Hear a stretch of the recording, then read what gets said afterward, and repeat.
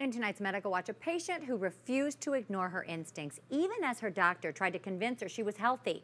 She's sharing her experience, speaking out to help save others. This cancer survivor's message: always trust your gut. Carrie King can breathe a little easier knowing she's now in the right hands, but getting here took time. It was nothing more than me listening to that voice inside my head that tells you something's not right here. Something wasn't right. Carrie's first symptom, urinary frequency. That was 5 years ago. Then blood in her urine. Her primary care physician's reaction? He was completely not worried about it. It's a story Dr. Steinberg hears all too often. There's no question in my mind that there's a significant delay in diagnosis.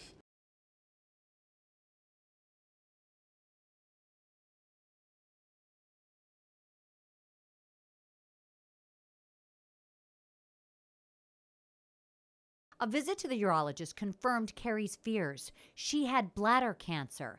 But there was hope. They caught it just in time. If we had waited another year, it would have been too far gone for them to help me. The really scary thing was the primary care physician said, "We'll check again in a year." Every time I think of that, it just scares me to pieces.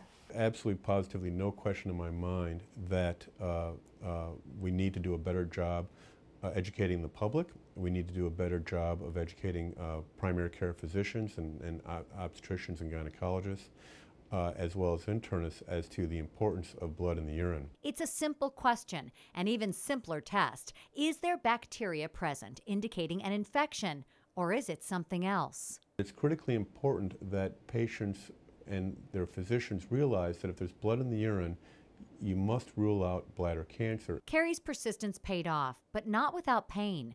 When infusions of medication didn't kill all the cancerous cells, she opted for surgery.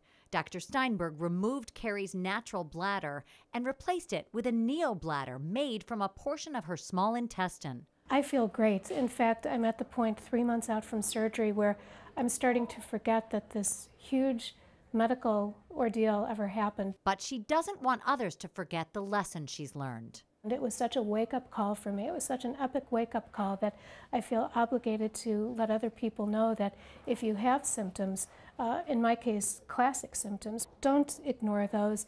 No one's going to be a bigger advocate for your health than you are. Bladder cancer is more common among men than women. There are 70,000 new cases diagnosed annually, with up to 15,000 people dying from the disease in the U.S. each year. We've posted more information about bladder cancer on our website, WGNTV.com.